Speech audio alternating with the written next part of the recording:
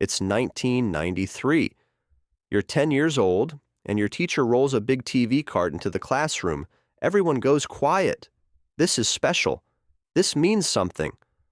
On the screen, a news anchor is talking about NAFTA, about globalization, about how the world is opening up. You don't fully understand it, but the adults in the room look hopeful, and you absorb that hope like a sponge. That kid, they're a millennial, and that moment, that mix of promise and confusion, became the defining emotional frequency of their entire life.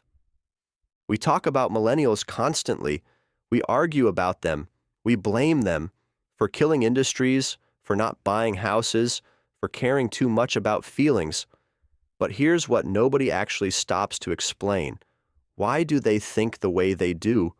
Not what they believe, but how their brain got wired that way in the first place. Millennials, born between 1981 and 1996, are the first generation that grew up being told the world was getting better while watching it visibly fall apart in real time. They were children when the Berlin Wall came down, teenagers when the internet arrived in their bedrooms, young adults on September 11th, and they graduated into the worst job market since the Great Depression, diploma in one hand, student loan statement in the other, applying for unpaid internships while paying rent. A Pew Research study found that millennials are the first generation in modern U.S. history to have lower household wealth at 35 than their parents did at the same age, despite being more educated. Let that sit for a second. More degrees, less money, and somehow they're the ones called entitled. And this matters because economic trauma isn't just about money.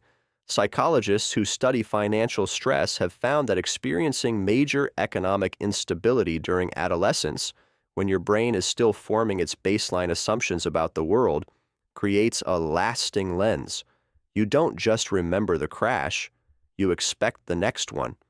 So when people look at millennials and wonder why they're anxious, why they overthink, why they stress plan for things that haven't happened yet, this is part of the answer.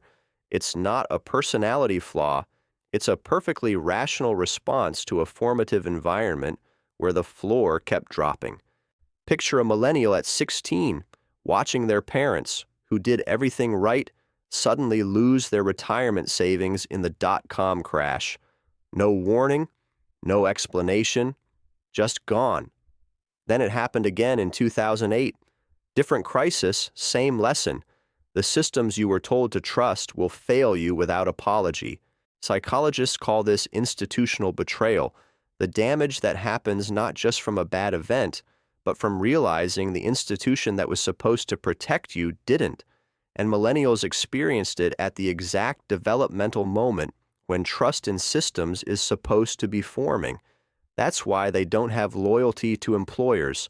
It's not laziness, it's a rational update. They watch their parents give 25 years to a company and get walked out by security with a cardboard box. Gallup's State of the Global Workplace report consistently finds millennials have the lowest employee engagement scores of any generation currently in the workforce, but the same data shows they're the most likely to go above and beyond for a manager they personally trust. The loyalty didn't disappear, it just got transferred from institutions to people, and that transfer from institution to individual explains so much about how millennials choose jobs, communities, even cities. They don't ask, is this company stable? They ask, do I believe in this manager? They don't ask, is this city affordable? They ask, do I have people there? The unit of trust shrunk, but it didn't disappear. Here's something Gen X and Boomers never had to deal with: going through puberty in public. Millennials were the first generation to have their most embarrassing, experimental, figuring it out years documented online. Not by choice, really, just because that's when MySpace and early Facebook arrived and nobody had a rule book. Every phase, every bad opinion, every breakup, subtweet, and overconfident forum post recorded, permanent, searchable. That experience created something fascinating in the millennial psyche, a near obsessive sensitivity to authenticity. They developed a finely tuned radar for anything that feels performed or manufactured because they lived through the performance themselves and hated it. This is why millennial culture is allergic to corporate speak, why they respond to brands that admit mistakes, why they trust a recommendation from a stranger with a niche blog more than a full-page ad. They've been marketed at their entire lives, and they know exactly what it feels like. And here's the thing that makes millennials genuinely hard to understand, even for themselves. They are walking contradictions, and they know it. They want stability, but resist permanence. They crave deep connection, but keep their calendars fiercely protected. They want to change the world, and they're too burned out to answer emails. They believe in therapy, self-awareness, and emotional intelligence. And they also spend 3 hours doom scrolling at midnight, wondering why they feel empty. But here's what most people miss when they call this generation confused or contradictory. They're not confused. They're calibrating. They grew up with more information, more options, and more uncertainty than any generation before them.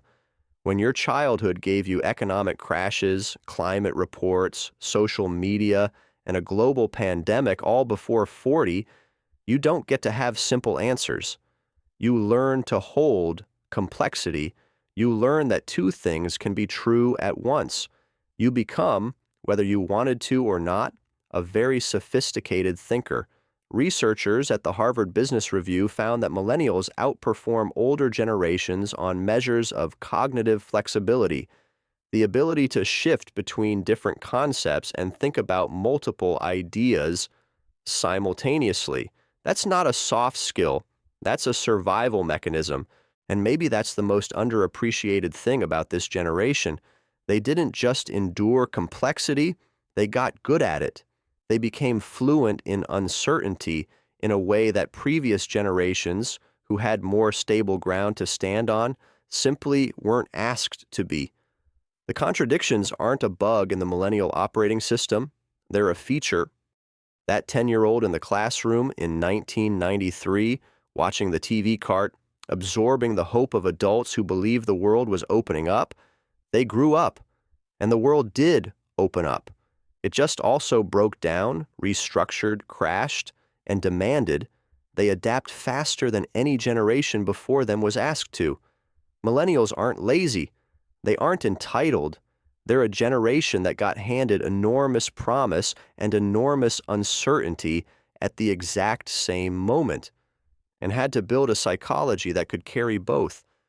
Which generation do you want us to examine next? Drop it in the comments. And if this gave you a different way of seeing someone in your life, a coworker, a sibling, yourself, that's exactly why we make these.